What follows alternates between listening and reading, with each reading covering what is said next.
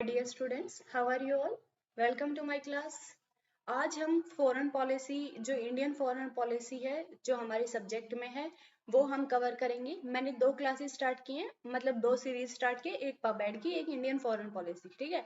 और रिक्वेस्ट आई थी मेरे पास कि मतलब पीवाईक्यू भी हम ले लेंगे, ठीक है। इसी टॉपिक के फिर साथ साथ में पीवाईक्यू कर लेंगे जब हमारी मतलब एक टॉपिक कवर होगा या यूनिट कवर होगी उस हिसाब से, ठीक है। तो इंडियन फॉरेन पॉलिसी सबसे पहले बेसिक से स्टार्ट करेंगे कि उसका हिस्टोरिकल बैकग्राउंड क्या है, ऑब्जेक्टिव क्या है, प्रिंसिपल क्या है, डिटर्मिनेंट्स क्या है। ये ज्यादा हमारे नेट के पर्सपेक्टिव से इतना इंपॉर्टेंट नहीं है क्योंकि फैक्चुअल नहीं होगा, ये सिर्फ एनालिटिकल है। हमें मतलब एक आइडिया हो जाएगा कि फॉरेन पॉलिसी में क्या है, ठीक है। नेट के पर्सपेक्टिव से बेशक ना हो, बट हमारे एमए बीए जो ऑनर्स होती है या डीयू में इन सब के सिलेबस में लगी होती है, ठीक है। कई बार क्वेश्चन आ जाता है कि कौन कौन से फैक्टर शेप करते हैं फॉरेन पॉलिसी को, ठीक है। हमारे नेट के क्वेश्चन मतलब नेट के पेपर में आता है ऐसा क्वेश्चन। तो उधर भी मतलब थोड़ी आपको बेसिक नॉलेज हो जाएगी कि हाँ फॉरेन पॉलिसी क्या चीज है, ठीक है। किसे हम फॉरेन पॉलिसी कहते हैं, ये हमारे नेट के लिए और यूपीएससी पीएसआईआर और सब, या फिर कोई भी कॉम्पिटेटिव एग्जाम को, या फिर आप वैसे समझ सकते हो कि हाँ क्या चीज है फॉरेन पॉलिसी, सबके लिए इंपॉर्टेंट है, ठीक है। अभी हम क्लास को स्टार्ट करते हैं।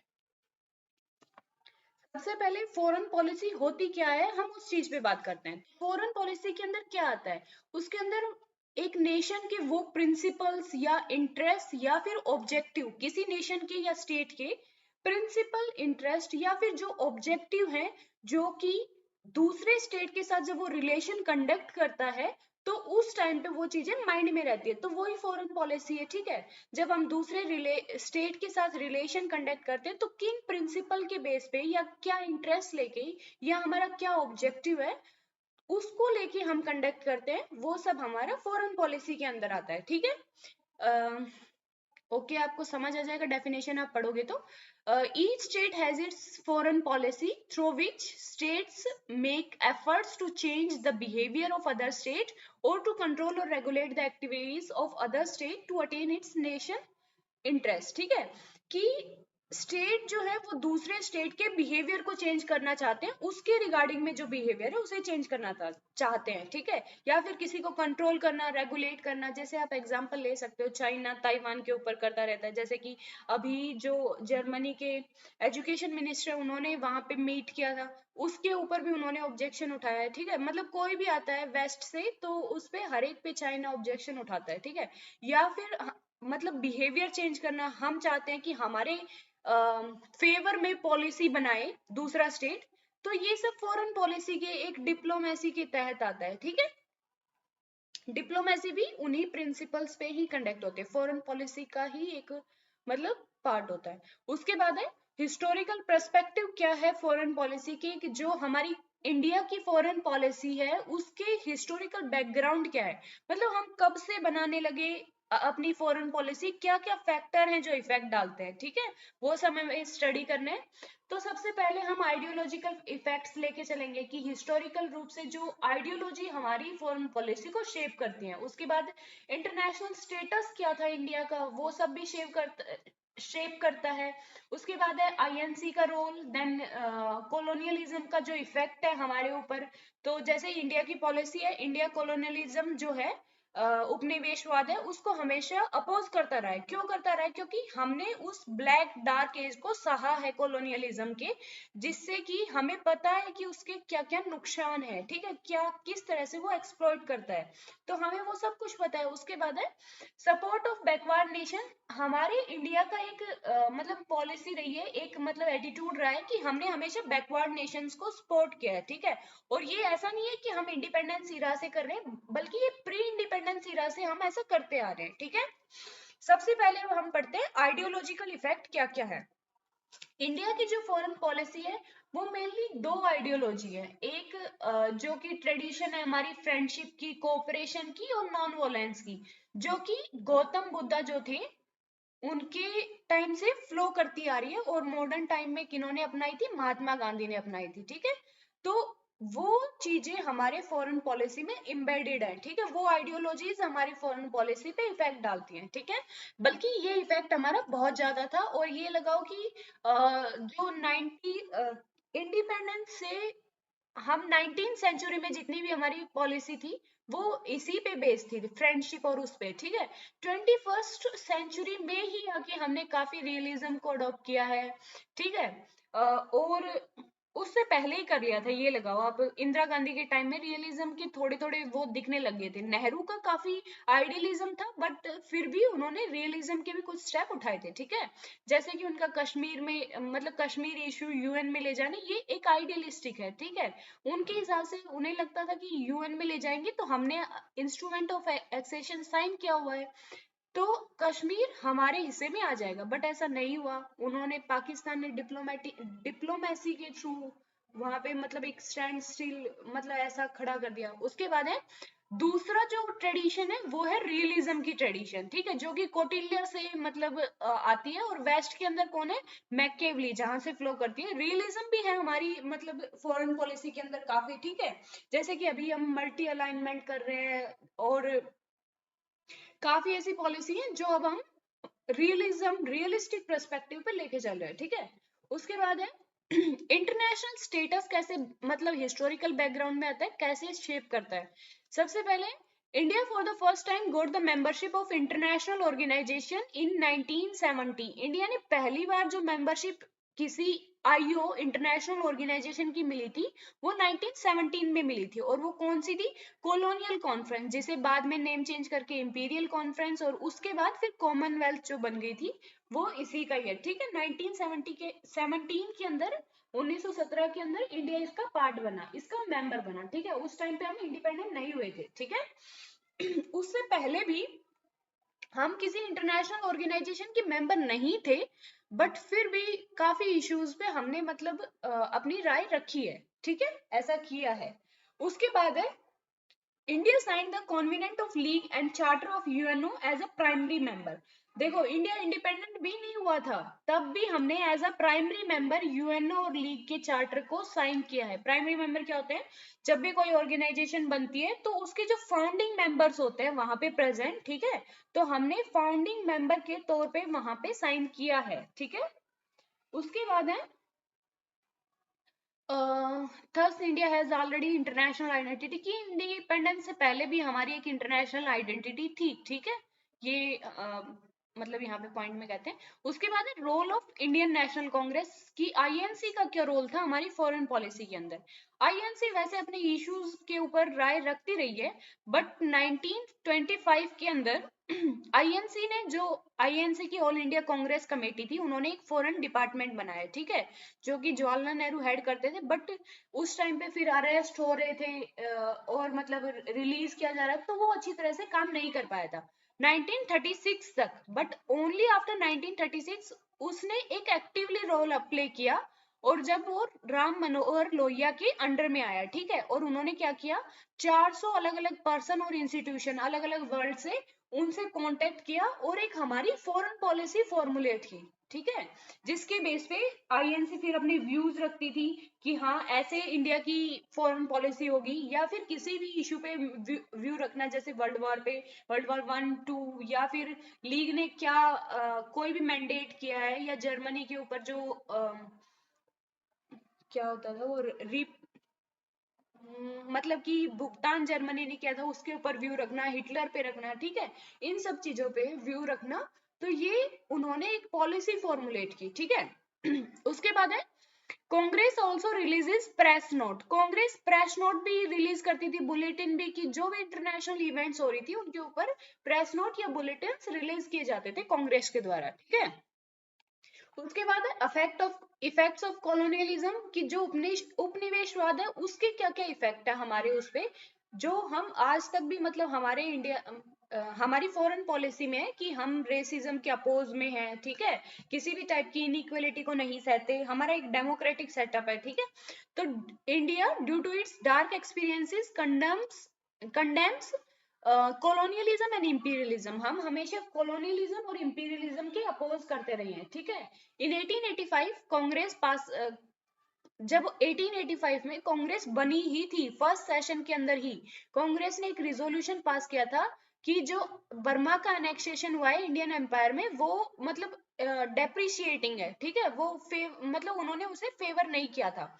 इन 1920 Congress sent a sympathy message to the people of Ireland for their struggle for freedom. 1920 के अंदर कांग्रेस ने एक सिंपैथी का मैसेज भी भेजा था आयरलैंड के लोगों के लिए, जो कि स्ट्रगल के लिए फाइट कर रहे थे, ठीक है, एंटी कॉलोनी अगेंस्ट कॉलोनियलिज्म, मतलब एक ऐसा एटीट्यूड जो कि कॉलोनियलिज्म के अगेंस्ट में था, ठीक है। उसके बाद कांग्रेस ने जो यूएन का चार्टर था उसे भी काफी बार मतलब 2 पॉइंट दिए थे, उन्होंने क्रिटिसाइज किया था, उन्होंने कहा था कि बहुत ज्यादा जो ग्रेट पावर है ओनली उन्हीं का डोमिनेंट रोल है, क्योंकि कांग्रेस या फिर इंडिया देख चुका था लीग ऑफ नेशन में क्या हुआ था, ग्रेट पावर अपने बेनिफिट के लिए उस ऑर्गेनाइजेशन को यूज कर रही थी, तो उसी वजह से वो फ्लॉप हुई थी। तो इसी वजह से जो यूएन चार्टर में डोमिनेंट रोल दिया गया था ग्रेट पावर्स को, उसको इंडिया ने अपोज किया था, ठीक है। उसके बाद है, ज्यादा फास्ट तो नहीं हो रही है क्लास? कोई नहीं, मैं स्लो करती हूँ। Okay, support of backward Nations, जो बैकवर्ड नेशन है इंडिया ने हमेशा उनका सपोर्ट किया है, ठीक है। Pre independence India exhibited great interest for the unity and rise of backward and colonial states. जो भी बैकवर्ड नेशंस थे या कॉलोनियल स्टेट थे, अफ्रीकन स्टेट या फिर एशियन स्टेट थे, उनको हमेशा इंडिया ने सपोर्ट किया है, ठीक है, चाहे वो प्री इंडिपेंडेंस ही रहो या फिर पोस्ट इंडिपेंडेंस ही रहो। इन 1920 Conference of Asian State.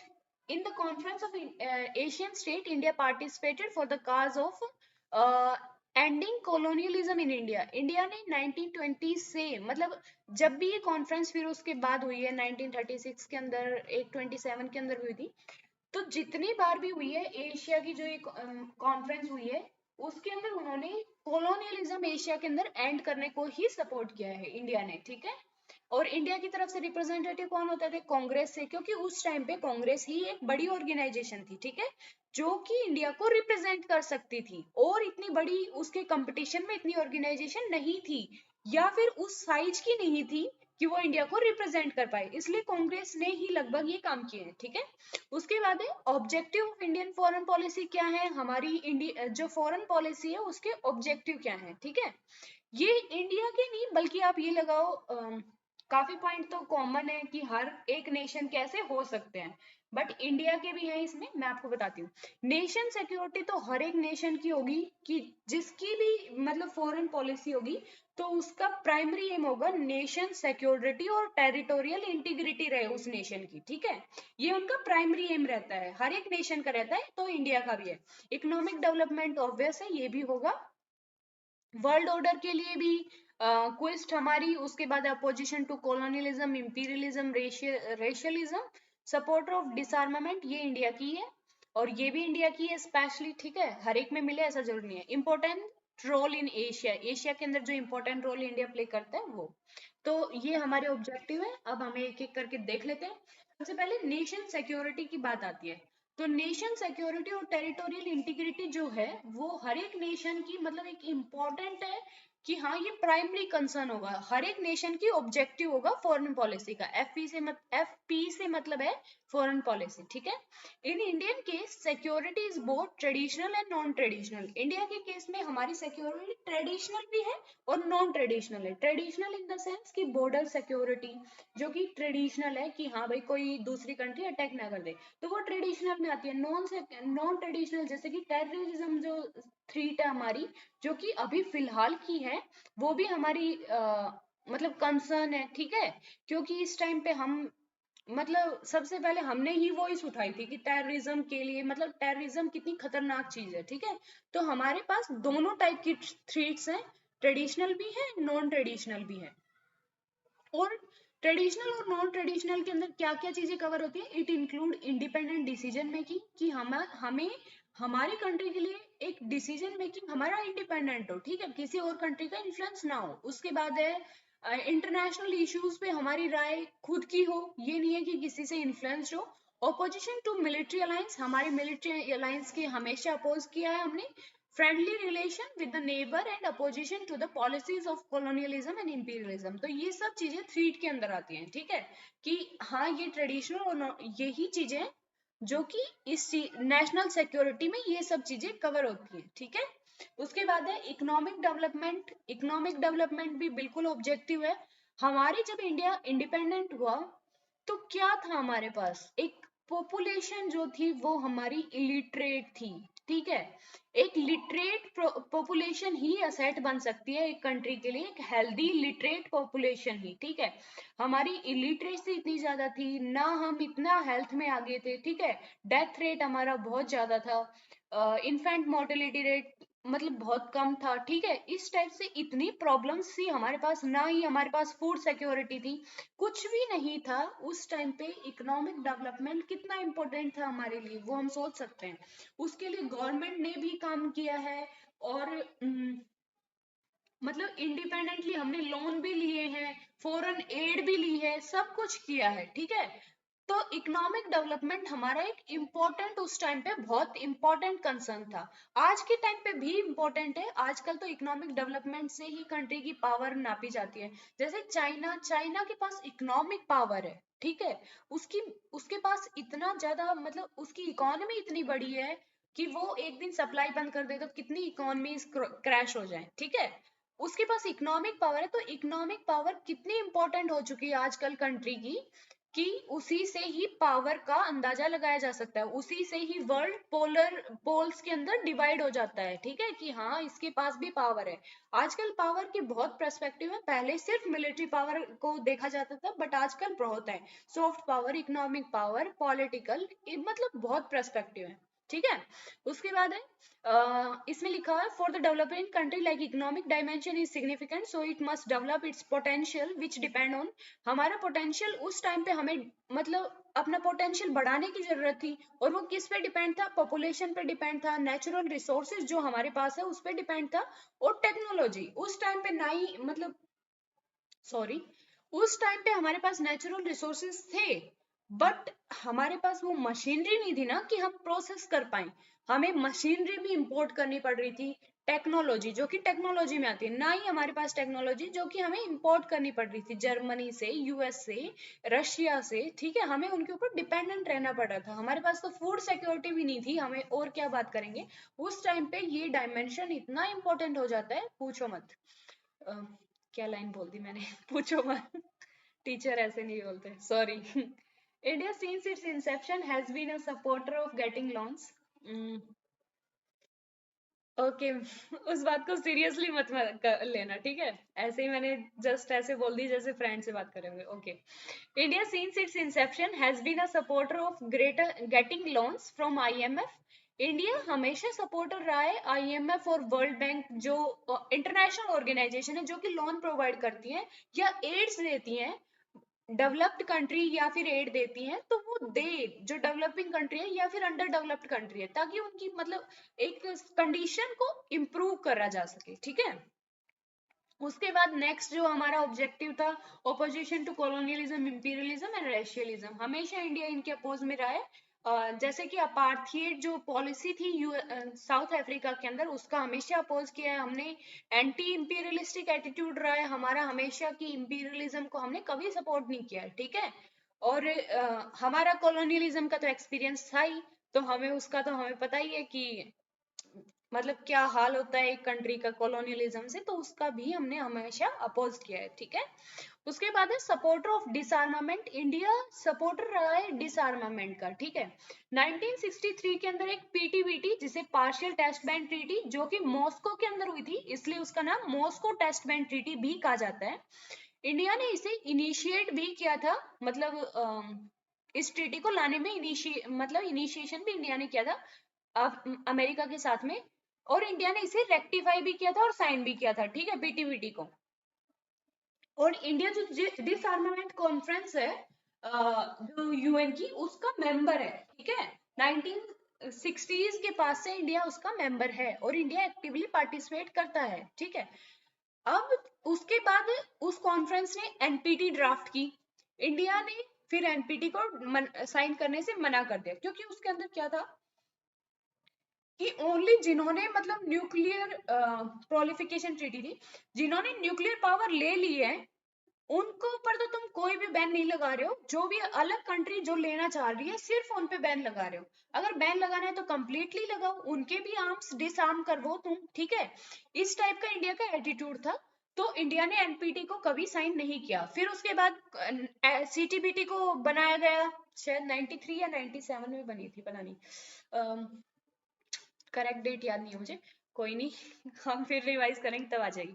CTBT भी फिर कॉम्प्रिहेंसिव टेस्ट बैन पे, उसमें भी सेम ही बात कि मतलब एक सुपर पावर्स को तुम वो राइट दे रहे हो बट और कंट्रीज को तुम मना कर रहे हो, ठीक है, इस टाइप से। तो इंडिया ने एनपीटी और सीटीबीटी को कभी रेक्टिफाई नहीं किया, कभी साइन नहीं किया, ठीक है, due to their discriminatory nature, ठीक है। उसके बाद है important role in Asia. Asia के अंदर जो इंडिया का इंपॉर्टेंट रोल है, ठीक है, ऑलवेज इंडिया का इंपॉर्टेंट रोल रहा है। एंशियंट टाइम से हम देखेंगे कि हमारी कल्चरल लीगेसी वहां तक फैली हुई है, जैसे कि बुद्धिज्म हमारी कंट्रीज से कितनी कंट्रीज में फैला है, ठीक है, जो भी साउथ एशियन कंट्रीज है, तिब्बत, चाइना, ऊपर की साइड में तिब्बत, चाइना, उनमें फैला है, मंगोलिया, श्रीलंका, साउथ एशियन जो नेशंस है, इंडोनेशिया, वहां पे सब जगह बुद्धिज्म इंडिया से फ्लो करके गया है, ठीक है। तो कल्चरल लीगेसी हमेशा मतलब इंडिया ने एक इम्पोर्टेंट रोल प्ले किया है, जो जो पैसिफिक रीजन है या फिर एशिया के अंदर। पहले चाइना की इतनी हेजिमनी नहीं थी, तब भी इंडिया ने काफी रोल प्ले किया है, ठीक है। उसके बाद है जियोग्राफिकल लोकेशन, जो है वो हमारी इतनी इंपॉर्टेंट है, इतनी स्ट्रेटेजिक है कि हमारा इंडो पैसिफिक के अंदर एक रुतबा क्या बोलूं कि मतलब एक इम्पोर्टेंट रोल होना एक इम्पोर्टेंट जरूरी हो जाता है। और हमारा साइज इतना बड़ा है, ठीक है, और जो कंट्रीज है इतना बड़ा साइज नहीं है, ठीक है, उनका। एक चाइना है एशिया के अंदर, और दूसरी आप ये लगा लो रशिया तो है ही, हाफ यूरोप और हाफ एशिया के अंदर, ठीक है। In pre independence era it participated in Asia conference के अंदर पार्टिसिपेट किया है प्री इंडिपेंडेंस इरा में हमने। और उसके अंदर हमने एशिया को एंटी कॉलोनाइज करने की ही बात की है। उसके बाद in decades of 1980s through SAARC then BIMSTEC now Quad. 1980s में जब सार्क बनी 8085 में, 1985 में, तब हमने रोल प्ले किया। सार्क नहीं चल पाई due to bilateral issues of India and Pakistan that are raised in SAARC, ठीक है। और उसमें एक चार्टर में लिखा हुआ है कि कोई भी बायलेटरल इशू नहीं रेज करेगा, फिर भी पाकिस्तान मानता नहीं। देन उसके बाद बिम्स्टेक से कि बे ऑफ बंगाल मल्टीलेटरल जो हमारा इनिशिएटिव है, उसके थ्रू इंडिया ने पार्टिसिपेट किया। और अब क्वाड के रूप में, ठीक है, जो कि अमेरिका, ऑस्ट्रेलिया, जापान और इंडिया, उनका एक ग्रुप है, ठीक है। उसके बाद है faith in international organisation. India का ऑलवेज फेथ रहा है इंटरनेशनल ऑर्गेनाइजेशन के अंदर। इंडिया हमेशा यूएन के जो पीस कीपिंग मिशन है उनमें पार्टिसिपेट करता रहा है। इंडिया का फेथ रहा है कि यूएन के थ्रू एक पीस इस्टेब्लिश किया जाए वर्ल्ड में, ठीक है। इंडिया ने यूएन के चार्टर को रेक्टिफाई किया है, यूएन का मेंबर है, उसका फाउंडिंग मेंबर था, बल्कि हमेशा इंटरनेशनल ऑर्गेनाइजेशंस में इंडिया का रोल रहा है। बेशक इंडिया ने रिफॉर्म्स की बात की है, बट इंडिया ने हमेशा फेथ रखा है उसमें, ठीक है। ऐसा रिफॉर्म्स की बात करना ओके भी है, क्योंकि डेमोक्रेटिक नेशन है हमारा, ठीक है, गलतियां तो बतानी पड़ती हैं। उसके बाद है principles of Indian foreign policy. अब किस किस प्रिंसिपल पे इंडियन फॉरेन पॉलिसी काम करती है, यहाँ पे जो प्रिंसिपल है, ये आप ये लगाओ क्वाइट मतलब पहले बहुत रोल प्ले करते थे। जब 20th सेंचुरी थी, ठीक है, उस टाइम पे ये रोल बहुत ज्यादा प्ले करते थे। बट अभी 21st सेंचुरी के अंदर, या फिर स्पेशली आप लगाओ कि मोदी जो गवर्नमेंट आई है, मोदी रिजीम है जब से, इतना रोल नहीं रहा है। अब हमारी कंट्री काफी मल्टी अलाइंड हो गई है, स्ट्रेटेजिक ऑटोनॉमी की बात होने लगी है, मतलब क्वाड हम बना रहे हैं, मिलिट्री एक्सरसाइजेस कर रहे हैं इतनी कंट्री में। अभी ये इतना रोल प्ले नहीं करती, बट उस टाइम पे, क्योंकि हमारे क्वेश्चन उस टाइम से भी आते हैं तो हम पढ़ लेते हैं, ठीक है। सबसे पहले नॉन अलाइनमेंट जो पॉलिसी थी, उसने वो हमारा प्रिंसिपल रहा। उसके बाद पंचशील का, देन डायनामिज्म एंड अडेप्टेबिलिटी भी है इंडिया के फॉरेन पॉलिसी में। और अभी स्ट्रेटेजिक ऑटोनॉमी की बात की जा रही है, ठीक है। सबसे पहले आता है non alignment. Non alignment has many, non alignment के काफी डायमेंशन है, बट हम बहुत ही हमें पढ़ाया भी बहुत ही मतलब ऐसे जाया जाता है कि एक नैरो सेंस में, कि कोल्ड वॉर पॉलिटिक्स के दौरान जो हुआ था। बट नॉन अलाइनमेंट के काफी डायमेंशंस हैं, ठीक है। नॉन अलाइनमेंट जो कोल्ड वॉर इरा के रूप में हमें ऐसे लेते हैं कि हम किसी भी इंडिपेंडेंट जो ब्लॉक्स थे, उस टाइम पे दो ब्लॉक थे, एक सोवियत ब्लॉक, एक अमेरिकन लेड ब्लॉक था जो कैपिटलिस्टिक ब्लॉक था, ठीक है। तो इंडिया ने किसी भी ब्लॉक को ज्वाइन करने से मना कर दिया था, क्योंकि वर्ल्ड दो में डिवाइडेड था। तो नॉर्मली कंट्रीज क्या थी, छोटी छोटी कंट्री दोनों ब्लॉक्स में आपस में जा रही थी, बट इंडिया ने किसी में भी जाने से मना कर दिया था, क्योंकि एक तो ये था कि हमारा डर भी था कि हम फिर से कहीं गुलाम ना हो जाएं, मतलब कोई हमें फिर से रूल ना करने लग जाए, कोई हमें फिर से बताने ना लग जाए कि हमें क्या करना है, हम इंडिपेंडेंस वो अपने खो ना दें, ठीक है, सबसे बड़ा यही डर था हमारा। उसके बाद हमने सॉरी इस वजह से हमने एक नॉन अलाइनमेंट ब्लॉक बनाया, ठीक है, जो कि ऑफिशियल अनाउंसमेंट उसकी 1961 में हुई, बट उसके जो प्रिंसिपल्स हैं वो 1955 के बांदोंग कॉन्फ्रेंस जो हुई थी उसके अंदर फाइनलाइज हो गए थे, ठीक है, बट 1961 के अंदर उसकी पहली मीटिंग हुई थी और एक ब्लॉक बना था। नॉन अलाइनमेंट को एक मूवमेंट क्यों कहते हैं, आपने कभी सोचा है? मैं आपको बताती हूँ।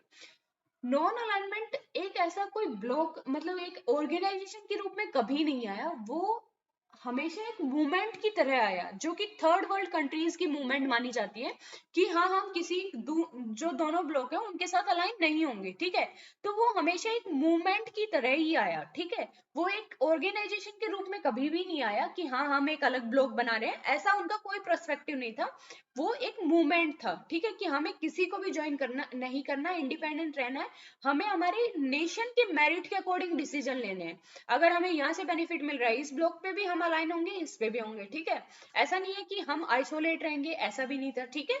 उसके मेन लीडर्स कौन है, अगर क्वेश्चन में आ भी जाता है तो यूगोस्लाविया के प्रेसिडेंट थे Joseph Broz Tito, Indian PM थे जेएल नेहरू, इजिप्टियन प्रेसिडेंट थे गमल अब्दुल नासिर, उसके बाद है घाना के जो प्रेसिडेंट थे ख्वामे नकुरमा, उसके बाद है इंडोनेशिया के प्रेसिडेंट सुकार्नो, ठीक है, ये 5 लीडर थे जिन्होंने इंपॉर्टेंट रोल प्ले किया था, बट और भी लीडर थे, ऑब्वियस बात है। अभी जो है नॉन अलाइनमेंट में 120 कंट्रीज हैं, बट अभी नॉन अलाइनमेंट की रेलेवेंस नहीं रही, बट काफी राइटर बोलते हैं कि हाँ चेंजिंग टाइम में अभी भी थर्ड वर्ल्ड कंट्रीज की वो वॉइस है, ठीक है, जैसे कि यूएन में रिफॉर्म्स करना, ये सब, मतलब एक न्यू इकोनॉमिक ऑर्डर जो था वो भी इधर से ही आया था, ठीक है, तो वो अभी भी टाइम के अकॉर्डिंग चेंज हो रही है उसका नेचर, बट वो अभी भी रेलेवेंट है, ठीक है, बट इंडिया ने अभी ऑफिशियली शायद 1970 सॉरी 2017 के अंदर हमने कोई,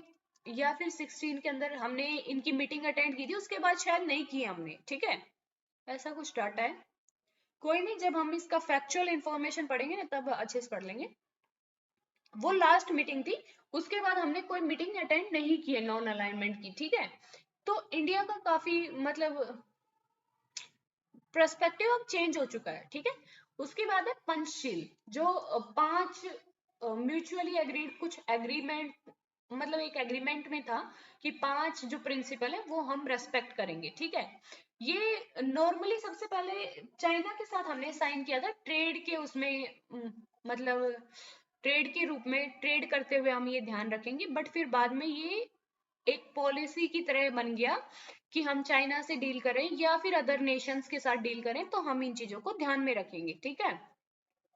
सबसे पहले साइन हुआ था 29 अप्रैल 1955 के अंदर, और ट्रेड एग्रीमेंट के मतलब अंडर साइन हुआ था, प्रियम्बल ऑफ ट्रेड एग्रीमेंट था। दीज प्रिंसिपल आर, ये प्रिंसिपल कौन कौन से हैं ये तो याद हो जाने चाहिए मेरे हिसाब से।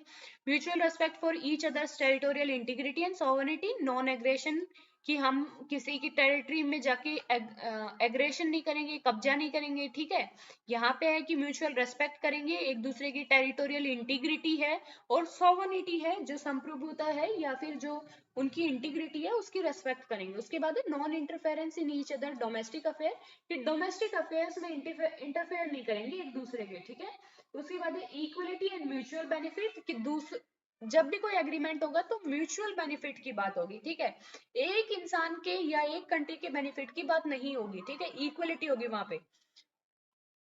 एंड देन पीसफुल को एग्जिस्टेंस, की आपस में हमें पीसफुली को एग्जिस्ट करना है, ठीक है, कि एक कहावत चलती है हमारे फॉरेन पॉलिसी में या फिर रियल लाइफ में भी सेम ही है, कि हम अपने पड़ोसी नहीं बदल सकते, ठीक है, पड़ोसी रहने वही है हमारे, हमें साथ में रहना है, सर भी फोड़ना है और साथ में भी रहना है, ठीक है।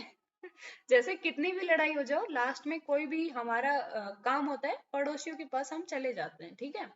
तो ये पीसफुल को एग्जिस्टेंस है। अब इंडिया, हम चाइना के प्रोडक्ट्स को इतना बाइकआउट करते हैं, होली दिवाली इन पे, या फिर पतंग का मांझा नहीं लेंगे वहां से, ठीक है, बट फिर भी आते हैं ना। गवर्नमेंट तो उन पे बैन नहीं लगा रही, गवर्नमेंट कर भी नहीं सकती क्योंकि हमारी ट्रेड वहां पे डिपेंड है।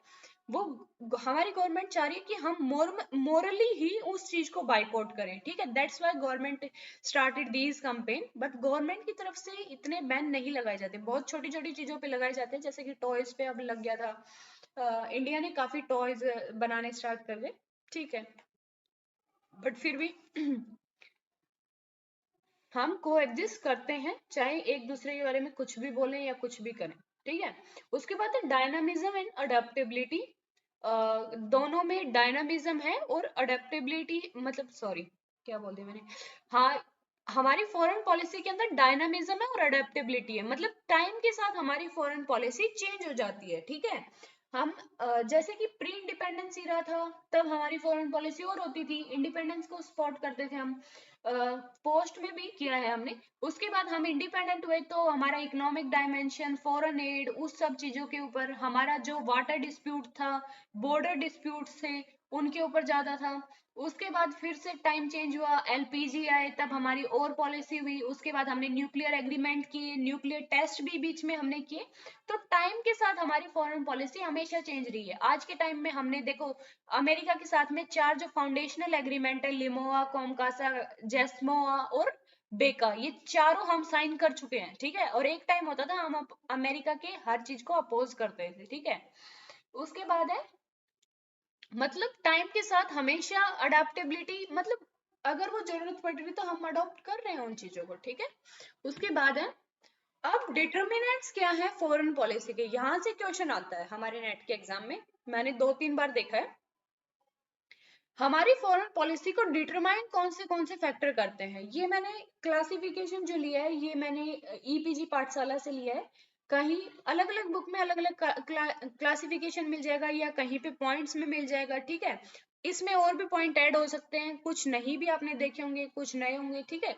आपके अकॉर्डिंग ऐड कर सकते हो, ऐसा कुछ नहीं है। सबसे पहले आता है कि जो इंटरनल फैक्टर होते हैं और एक्सटर्नल फैक्टर। इंटरनल जो कि कंट्री के अंदर के फैक्टर हैं, एक्सटर्नल जो बाहर से फैक्टर हैं, जो कि हमारी फॉरेन पॉलिसी को डिटरमाइन करते हैं, ठीक है। अब इंटरनल में सबसे पहले क्या आता है, जियोग्राफी क्या है कंट्री की, कि कंट्री की लोकेशन क्या है, साइज क्या है, टोपोग्राफी क्या है, उसकी पॉपुलेशन कैसी है, क्लाइमेट क्या है, टेम्परेचर क्या है, वाटर रिसोर्सेज कितने हैं हमारे पास, ठीक है। तो ये सब चीजें शेप करती है कंट्री की जो फॉरेन पॉलिसी है उसको। जैसे कि हमारी जियोग्राफिकल पोजीशन है, वो ऐसी है कि एंशियंट टाइम में ऐसा रहा है कि नॉर्थ में हमारे हिमालय थे, तो वहां से कभी अटैक हो नहीं पाया था। बट जो 1962 का वॉर हुआ, जब टेक्नोलॉजी एडवांस हुई, तो वहां से भी हमने अटैक देखा है, ठीक है। बट एंशियंट टाइम में वो हमें बचा के रखता है। उसके बाद जो नॉर्थ है, इस साइड पाकिस्तान वाला नॉर्थ वेस्ट जो है, वहां से हमेशा हमने अटैक देखे हैं। इस्लाम भी वहां से आया, या फिर उससे पहले जो राजा थे लूटने वाले, मोहम्मद गौरी, गजनी, ये जो थे, इन्होंने भी वहां से ही अटैक किया है, इन्वेड किया है खैबर पास से, ठीक है। उसके बाद जो मॉडर्न इंडिया में ब्रिटिश आए, वो सी रूट से आए, ठीक है। तो जो इंडिया की कोस्ट लाइन है, वहां से भी अटैक हुए हैं, बट उससे पहले नहीं हुए क्योंकि वो नेशन छोटे नेशन थे, ठीक है। तो उनमें वो राजा आइलैंड नेशन थे, तो इतनी नेवी डेवलप नहीं थी। एक दो ने कोशिश की थी, बट इतनी नेवी नहीं थी कि इंडिया के ऊपर कब्जा कर ले वो, ठीक है। इतनी बड़ी कंट्री थी साइज में, तो उस वजह से ज्योग्राफी काफी शेप करती है। उसके बाद है, हमारी साइज जो है वो 7th है पूरे वर्ल्ड में, ठीक है। तो उस साइज होने की वजह से चाइना या पाकिस्तान चाहे हमारे ऊपर अटैक करना या हमें कब्जे में रखना, नहीं कर सकता, क्योंकि हमारी डाइवर्सिटी इतनी है, कंट्री इतनी बड़ी है, ठीक है। तो वो नहीं हो सकता। उसके बाद है, बाउंड्रीज जो है वो हमारी 7 नेशन के साथ डायरेक्टली लग रही है। लैंड बाउंड्रीज जो है, जैसे कि यहाँ से हम स्टार्ट करते हैं, अफगानिस्तान, फिर पाकिस्तान, यहाँ चाइना, फिर भूटान, नेपाल, बर्मा, बांग्लादेश, ये जो कंट्री है, इनसे हम लैंड बाउंड्री हमारी साझा करते हैं। और मैरीटाइम बाउंड्री हमारे हैं श्रीलंका के साथ, मलेशिया, इंडोनेशिया, मालदीव, इन कंट्रीज के साथ हमारी मैरीटाइम बाउंड्री है, ठीक है। ये हमारे पड़ोसी है। तो ये चीजें काफी शेप करती हैं। बाउंड्रीज की वजह से हमारे डिस्प्यूट होते रहते हैं, जो बॉर्डर डिस्प्यूट हैं, ठीक है, कितने डिस्प्यूट होते हैं हमारे, ये तो हमें पता ही है। हम मतलब बॉर्डर फाइनल नहीं कर पाते, कभी नेपाल हमारा एरिया अपनी मैप पे दिखा रहा है, कभी कुछ हो रहा है, कभी कुछ हो रहा है, ठीक है। तो ये इशू चलते रहते हैं। उसके बाद है इकोनॉमिक डेवलपमेंट, और ये चीजें फिर हमारी फॉरेन पॉलिसी को इफेक्ट करती हैं, डिटरमाइन करती हैं। जैसे कि कई बार इंडिया एक बदले की भावना से भी एक्शन हो जाता है, ठीक है, हमारी तरफ से।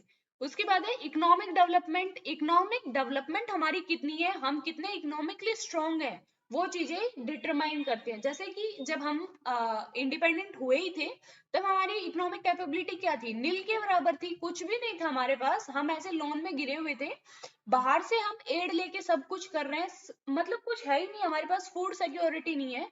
तो उस टाइम पे हमारी पॉलिसी अलग थी। आज हमारे पास इकोनॉमिक डेवलपमेंट, हमारी पॉलिसी अलग होगी, हम एक्सपोर्टर हैं, ठीक है, हम काफी चीजें इंपोर्ट भी कर रहे हैं, एक्सपोर्ट भी कर रहे हैं, ठीक है, वो बराबर की चीजों पे हम कर पा रहे हैं। बट उस टाइम पे ओनली एक वे था, जो भी इंपोर्ट हो रहा था, एक्सपोर्ट हम कुछ कर नहीं पा रहे थे, ठीक है। उसके बाद है हमारी पॉलिटिकल ट्रेडिशन शेप करती हैं इकोनॉमिक के अंदर।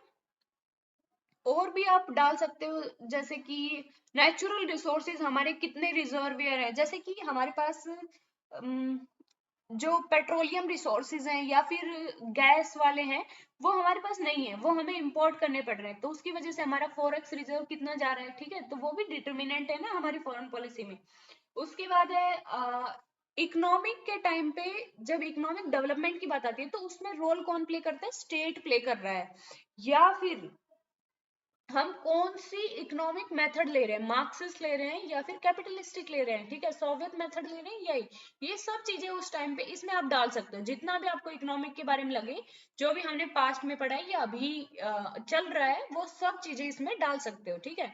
तो ऑब्वियस बात है, इकोनॉमिक डेवलपमेंट डिटर्मिनेंट है फॉरेन पॉलिसी का। उसके बाद है पॉलिटिकल ट्रेडिशंस जो है हमें हमारी, जैसे कि एक हमारी बहुत पुरानी है, वसुदेव कुटुंबकम, कि पूरी धरती को हम एक एक पूरा एक ही संसार मानेंगे, अलग अलग देश या ऐसा कुछ नहीं मानेंगे, ठीक है। जैसे कि हमारी जो हमारी जो वैक्सीन डिप्लोमेसी थी, कि हमने ये नहीं देखा कि कंट्री, हमने वैक्सीन को नेशनलाइज नहीं किया, ठीक है, हमारे पास वैक्सीन हमारी कंट्री में भी नहीं लगी थी तब तक, फिर भी हमने सप्लाई की, ठीक है। तो वो एक वसुदेव कुटुंबकम का ही एग्जाम्पल है। हमने दवाइयां सप्लाई की, हाइड्रोक्लोरोक्विन जो वो थी टैबलेट थी, वो सप्लाई की, अमेरिका को भी सप्लाई की है हमने, ठीक है। तो हमने एक सेल्फिश इंटरेस्ट से नहीं किया है, एक पूरे संसार को अपना मतलब मान के उस हिसाब से किए हैं, ठीक है। उसके बाद है डोमेस्टिक एनवायरनमेंट जो है, वो भी बिल्कुल पॉलिटिकल ट्रेडिशन में और ट्रेडिशन हमारी, जैसे पीसफुल को एग्जिस्टेंस की है या फिर कॉलोनियलिज्म की हमें अपोज करना है, ठीक है, ये सब चीजें, या फिर गांधीयन जो ट्रेडिशन है, वो कितनी हमारी फॉरेन पॉलिसी को शेप करती है, पंचशील जो है, ये सब चीजें हमारी शेप करती है पॉलिटिकल ट्रेडिशन जो है, ठीक है। उसके बाद है डोमेस्टिक एनवायरनमेंट कैसा है, ये चीजें शेप करती है। जैसे कि डोमेस्टिक एनवायरनमेंट के अंदर आप लोगे कि लीडर कैसा है, ठीक है, या फिर पॉलिटिकल पार्टीज का ओरिएंटेशन क्या है, कौन सी पार्टी काम कर रही है, ठीक है। आप ये लगा के चलो, जब सेंटर पे कोई कोलिएशन गवर्नमेंट आती है या फिर कोई माइनॉरिटी गवर्नमेंट आती है, तो वो गवर्नमेंट क्या फॉरेन पॉलिसी पे इतना ध्यान दे पाएगी, नहीं ना। उसके पास अपने ही इशू बहुत ज्यादा हैं कि वो मतलब उस चीज पे ज्यादा ध्यान नहीं दे पाएगी, ठीक है। तो एक मेजोरिटी गवर्नमेंट होना बहुत इंपॉर्टेंट होता है फॉरेन पॉलिसी के लिए। उसके बाद है लीडर कैसा है हमारा, क्या एक स्ट्रॉन्ग लीडर है, मतलब जो डिसीजन मेकिंग इतना फास्ट कर सकता है, इतना मतलब एक स्टेबल तरीके से कर सकता है, और इतना सोच समझ के कर सकता है कि हाँ कोई फ्यूचर में प्रॉब्लम नहीं आएगी, तो उस लीडर पे भी डिपेंड करते हैं, ठीक है, डोमेस्टिक एनवायरनमेंट पे। और हमारे डोमेस्टिक एनवायरनमेंट में पब्लिक ओपिनियन इतना स्ट्रॉन्ग नहीं है हमारा, क्योंकि हमारे पास हमारी कंट्री के इतने इशू हो जाते हैं ड्यू टू डाइवर्सिटी, कि हम फॉरेन पॉलिसी पे उतना ध्यान नहीं देते हैं, ठीक है। ओनली जो एम्बेसडर्स हैं या फिर जो फॉरेन मिनिस्टर्स हैं, वो ही इस चीज से कंसर्न रहते हैं, बट इंडिया का जो पब्लिक ओपिनियन है, वो इतना नहीं रहता फॉरेन पॉलिसी पे। उसके बाद है मिलिट्री कैपेबिलिटी। ऑब्वियस बात है, मिलिट्री कैपेबिलिटी इंडिया की काफी शेप करती है, बट अभी के टाइम में ये फैक्टर बेशक कम हो गया हो, अभी इकोनॉमिक फैक्टर भी काफी है, सॉफ्ट पावर भी है, ये सब फैक्टर काफी कम करते हैं। बट एक टाइम था जब मिलिट्री कैपेबिलिटी ही शेप करती थी, जैसे कि यूएसएसआर की जो मिलिट्री कैपेबिलिटी थी या फिर यूएसए की थी, वो शेप करती थी, या फिर जो ब्रिटिश की रॉयल नेवी थी उसके तहत ही, मतलब नेवी के थ्रू ही तो उसने सब कंट्रीज पे कॉलोनाइज किया था, वो ही तो मूव कर रही थी, ठीक है। तो मिलिट्री कैपेबिलिटी कितना शेप करती है। उसके बाद है नेशनल करेक्टर। क्या है हमारा नेशनल करेक्टर? एज इफ इतना रोल प्ले नहीं करता, इसको आप रिमूव भी कर सकते हैं इस पॉइंट को, ठीक है। नो इतना वो नहीं है। उसके बाद है पर्सनैलिटी, जो कि हमारी इंपॉर्टेंट पर्सनैलिटी है या एग्जीक्यूटिव हेड है, वो कैसे फॉरेन पॉलिसी को कैसे रिप्रेजेंट कर रहा है, ठीक है। अभी आप देखोगे, पास से आप एग्जांपल लेके चलो, नेहरू के टाइम पे नेहरू एक अच्छे डिप्लोमेट थे, ठीक है। उन्होंने कितने डिप्लोमेसी से काफी इश्यूज हैंडल किए हैं। उसके बाद है नेहरू का टाइम, उसके बाद इंदिरा गांधी का जो टाइम है, लाल बहादुर शास्त्री का भी था जब राव इस्टेब्लिश हुई थी हमारी। उसके बाद है इंदिरा गांधी का जो टाइम है, उसमें हमने देखा कि एक रीजनल हेजिमनी की बात की गई, कि इंडिया जो है वो साउथ एशिया के अंदर एक रीजनल हेजिमन बन गया था, ठीक है। उस टाइप की बात हुई। फिर अटल बिहारी वाजपेयी, राजीव गांधी की ओरिएंटेशन थोड़ी और अलग थी, क्योंकि वो पोस्ट इंडिपेंडेंस चाइल्ड थे, ऐसा कहा जाता है कि मतलब क्योंकि वो पोस्ट इंडिपेंडेंस में पैदा हुए, उन्हें इंडिपेंडेंस का जो स्ट्रगल का अनुभव था वो इतना नहीं था, तो वो काफी फ्री माइंडेड थे, इतना वो नहीं था उनका। उनकी पॉलिसी और भी अलग थी। उसके बाद है जो अटल बिहारी वाजपेयी है, पीवी नरसिम्हा राव है, उनकी अलग थी, उन्होंने एलपीजी रिफॉर्म्स लाए। देन अटल बिहारी वाजपेयी, उन्होंने न्यूक्लियर टेस्ट, जो दूसरा न्यूक्लियर टेस्ट हमने कंडक्ट किया था, ठीक है। उसके बाद हमारे जो मनमोहन सिंह थे, उन्होंने जो न्यूक्लियर डील थी वो हमने साइन की अमेरिका के साथ में। एंड मोदी गवर्नमेंट में तो अमेरिका के साथ या बहुत कंट्री के साथ रिलेशंस इतने ज्यादा स्ट्रॉन्ग हो चुके हैं हमारे अभी, कि मतलब बहुत ही अच्छे उस मतलब उस स्टेज पे हैं हम पहले से, कि अब फ्रेंडली नेशन हमारे बहुत ज्यादा हो चुके हैं, और ये नॉर्मली होता है। अमेरिका के जो सपोर्ट में रहेगा ना जो नेशन, उसके रिलेशन फॉरेन पॉलिसी के या फॉरेन अलग अलग कंट्रीज के साथ बहुत ही अच्छे रहेंगे, ठीक है। तो हमारी ओरिएंटेशन अब अमेरिका की साइड में ज्यादा हो चुकी है, तो हमारे रिलेशन लगभग कंट्रीज के साथ अच्छे हैं, ठीक है। उसके बाद है एक्सटर्नल फैक्टर्स क्या है।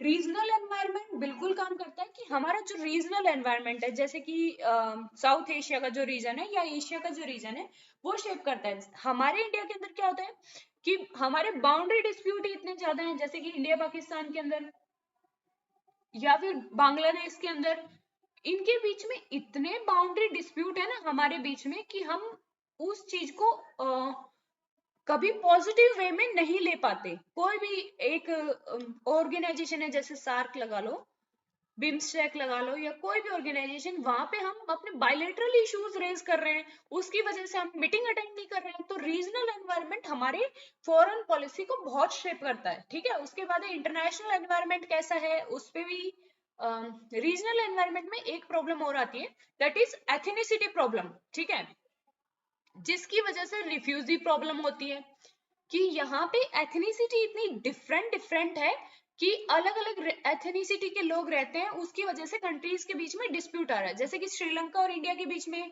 जो तमिल जो है, उनकी उस एथनिसिटी की प्रॉब्लम होती है। बांग्लादेश और इंडिया के बीच में जो चकमा रिफ्यूजीज हैं, म्यांमार और इंडिया के बीच में जो रोहिंग्या रिफ्यूजी है, ठीक है। तो ये क्राइसिस साउथ एशिया के अंदर बहुत ज्यादा है, ठीक है। उसके बाद है इंटरनेशनल एनवायरनमेंट कैसा है, बिल्कुल शेप करता है कि इंटरनेशनल एनवायरनमेंट पोलर है, बायपोलर है, मल्टीपोलर है, कैसा है, या फिर यूएन कैसे काम कर रहा है, कहीं वो सुपर पावर्स है उनके इशारों पे तो नहीं चल रहा, ठीक है। ये सब इंटरनेशनल एनवायरनमेंट है, ये कैसे काम कर रहा है। कोल्ड वॉर के टाइम अलग एनवायरनमेंट था, फिर यूएसए एक सिंगल हेजिमन स्टेट बन गया था, तब अलग एनवायरनमेंट था, फिलहाल में अलग है, अभी मल्टीपोलर एनवायरनमेंट है, ठीक है। तो ये सब इफेक्ट करते हैं, ठीक है। उसके बाद है इंटरनेशनल ऑर्गेनाइजेशन जो है, वो भी इफेक्ट डालती हैं। इंटरनेशनल ऑर्गेनाइजेशन में जैसे कि यूएन की पीस कीपिंग में इंडिया हमेशा रोल प्ले करता है, यूएन को एज अ यूएन के थ्रू रिफॉर्म्स की बात करता है, ठीक है।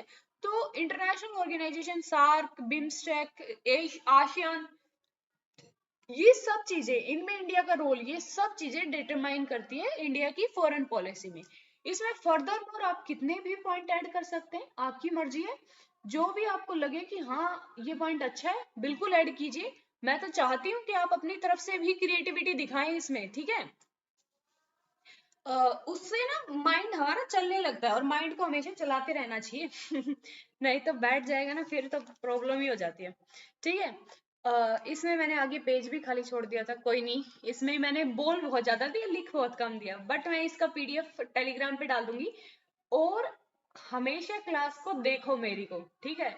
मैं ये कहती हूँ, क्योंकि आप ओनली पीडीएफ मेरा पढ़ोगे, मैं उसमें टू शॉर्ट इतना छोटे लिखती हूँ ना, मतलब इतने छोटे में लिखती हूँ कि मैं, जिसने पढ़ा हुआ है क्लास देखी है वो ही समझ सकता है। क्योंकि मैंने इसमें बोल इतना दिया ना, इतना तो मैं कभी पता नहीं कितनी स्लाइड्स भर दूं उतना मैं, अगर लिखती तो। बट मैंने बोला है यहाँ पे, इसलिए क्लास को देखो, उसके बाद ही पीडीएफ आप पढ़ो। पीडीएफ से पढ़ो, मुझे कोई दिक्कत नहीं है, बट क्लास को देख के पढ़ो। अगर आपका मेंटल लेवल उतना नहीं है, समझ नहीं है, तो क्लास को बिल्कुल देखो, ठीक है। ये इंपॉर्टेंट हो जाता है आपके लिए। अगर इसमें कोई इश्यू आता है, कुछ समझ नहीं आता है, तो आप फ्री हैं, बिल्कुल कमेंट में लिखिए मैं कभी कमेंट बंद नहीं करूंगी, आप कमेंट में लिखिए, ठीक है। मैं आपकी प्रॉब्लम्स को बिल्कुल अगली क्लास में लूंगी। मुझे अच्छा लगता है कि हाँ, जब आप पूछते हैं, कोई भी दिक्कत होती है क्लास में, कुछ समझ नहीं आता, उससे टीचर को अच्छा लगता है कि हाँ, मतलब बच्चे इंटरेस्ट ले रहे हैं, ठीक है, इस टाइप से अच्छा लगता है। अभी आपको समझ आया होगा, मैं इसी नोट के साथ, कि आप पढ़ रहे होंगे, समझ रहे होंगे, अच्छे से मेहनत कर रहे होंगे, इस क्लास को एंड करती हूँ। Thank you.